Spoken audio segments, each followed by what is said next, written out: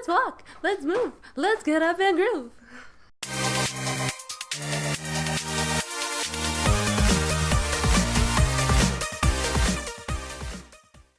Hello everyone, and welcome to Crazy Lady Talks. I'm Mistress Magi. Today's discussion will be about abortion. After much thought, I have decided to change the format of this video just a little bit. I found it extremely difficult to find scientific facts for both sides of the argument.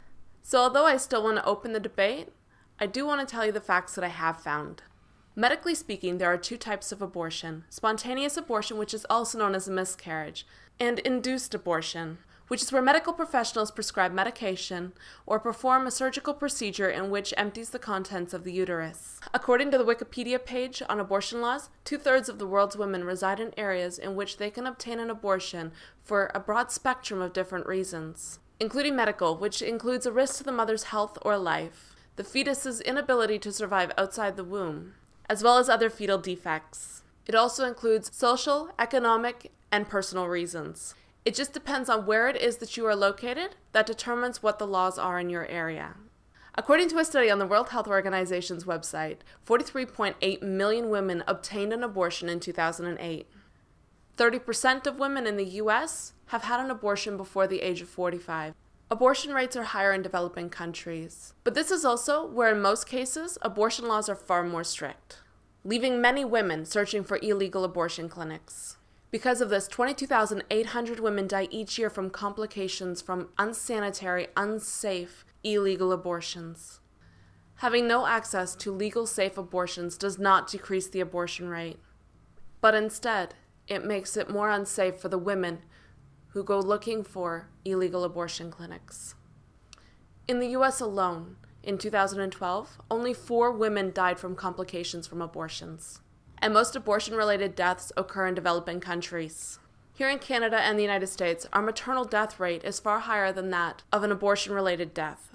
Together, Canada and the United States have a combined total of 33.7 deaths per 100,000 live births, with the United States sitting higher on that list at 26.4 deaths per 100,000, and Canada at 7.3 deaths per 100,000. In the United States, the most commonly known abortion clinic is Planned Parenthood. But did you know that Planned Parenthood doesn't just do abortions? They're also vital in helping with STI tests, birth control, and emergency contraception, such as Plan B or the morning after pill. They also help with cancer information and how to stay healthy in your pregnancy. And they also help with infertility help, and so much more. Also, Plan B is not an abortion medication. It's a medication which is used to stop ovulation. If a woman has already ovulated or is already pregnant, it will not stop the ovulation and it will not harm the pregnancy. It is also a misconception that women who have abortions regret their decision shortly after. But according to an article on Time.com, a large University of California, San Francisco study of more than 1,000 women who were seeking an abortion, it is reported that women are much more emotionally stressed if they're denied an abortion initially than if they received one on request. These women have more anxiety, lower self-esteem, and less life satisfaction than those who were able to obtain an abortion. In another study done in Ireland, where women were seeking medication abortion, 70% of those women felt relief after the abortion. As for the belief that a fetus could feel pain as of 8 weeks gestation, I have found that this also is a common misconception. Although pain receptors are developed in a baby at 8 weeks gestation, the neural pathways, or the path from the brain to the receptors, do not develop until 28 weeks. Videos in which you are able to find in which it looks as though a fetus is trying to move away from the procedure being done is actually a natural reflex, the same as putting your finger in a baby's palm. Women of all walks of life have abortions, including corporate executives, women who have already had babies, as well as, of course, teenagers. But did you know that it's not just 16-year-olds? Unfortunately, girls as young, if not younger, than 8 years old have the potential to become pregnant when they start menstruating.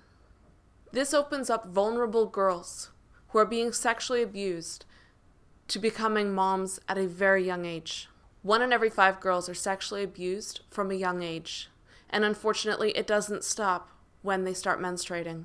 the youngest mom in the world, unfortunately I might butcher her name, Lina Marcela Medina de Joradu, in 1938, who was just 5 years, 7 months, and 21 days old when she gave birth to her son.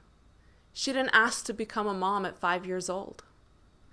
Every year, approximately 16 million girls between the ages of 15 and 19, as well as 2 million girls under the age of 15, give birth in developing areas.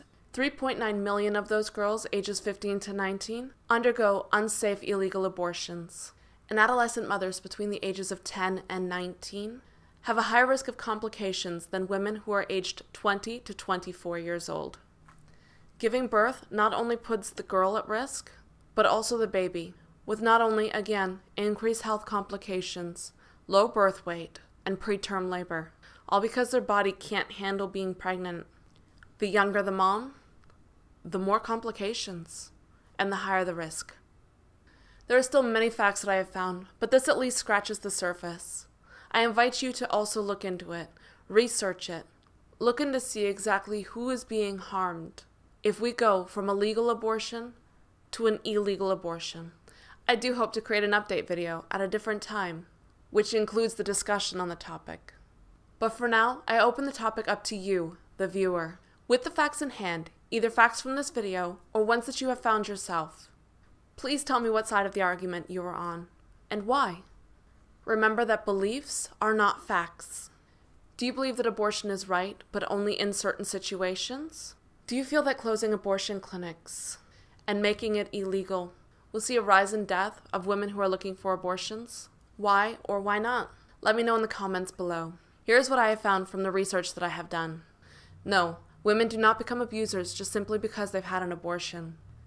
No, there is not an increased risk of suicide from women who have had an abortion. It is much safer for a woman to have a safe, legal abortion than it is to go looking for an illegal abortion clinic, or even give birth itself. Decreasing access to safe abortions only harms women and society. The more women who end up in hospitals due to complications from illegal abortions puts a strain on the ability for a medical emergency to be seen quicker. It is actually detrimental to our infrastructure if we put women at risk like this, especially if they feel like that they don't have another choice. My opinion is this.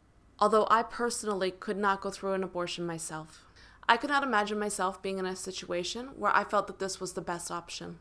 And I don't think that any woman takes this decision lightly. It is something that she has 100% thought about and dealt with mentally before taking that next step. I couldn't imagine having an adolescent girl who is pregnant due to rape going through that. I couldn't imagine women who are in abusive relationships feeling that it is much better to abort a baby than bring it in to a father who is more than likely going to abuse it as well. I couldn't imagine being a rape victim who constantly looks down at her belly or feels the baby kick and relives her rape over and over again. And I couldn't imagine being a woman who is utterly terrified to give birth, being forced to do so. And I think that it should be 100% up to the woman who is experiencing it to determine on whether or not she wants to risk her life to bring that life into the world. I have lived on the low-income side of things with my 2 older children. I have had to borrow money for medication, milk, diapers, food, and even clothes. I have cried myself to sleep wondering where their next meal is coming from. And although that's not something that I have to worry about anymore, I couldn't imagine the woman who is on the street, unsure of where her next meal is coming from, and then having to worry about whether or not she would be able to feed that baby or herself during pregnancy, which again can cause health issues. If a woman feels that this is the best choice for her, then clearly she's thought about it, and it's not something which just comes to mind to alleviate the responsibility. I hated hearing this when I was younger.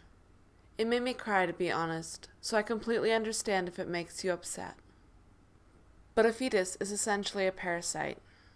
A parasite is defined as an organism in which lives on or in another organism or its host, and benefits from deriving nutrients at the host's expense. If you think about it, a parasite is a life in which lives off of a person in essentially the same way as a fetus does at its core. But in most cases, we choose to remove that parasite, or end up risking the host's life. The only difference in the end is that one of those is a human life.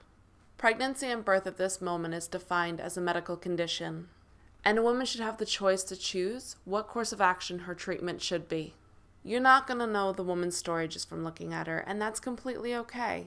But like any other medical procedure, you should not tell somebody what medical procedures you think that they should and should not do. You don't know her medical history, her mental health, or her personal reasons. All that you need to understand is that she's doing what she believes is best for her. If you're still here for my first episode of Complete Craziness, thank you very much. You either want more reasons to call me crazy, genuinely have an open mind, or actually agree.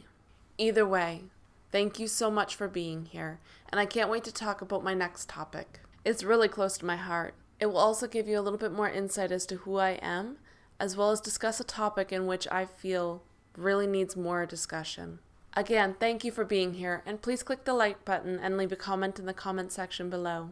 You can also follow me on Twitter, Instagram, and Facebook, and I'll have those links in the description below. If you want to see more of what it is that I'm doing, or just want to see the next episode, then please click that subscribe button and maybe ring that bell so that you get notifications. I hope that you have a wonderful week. Bye!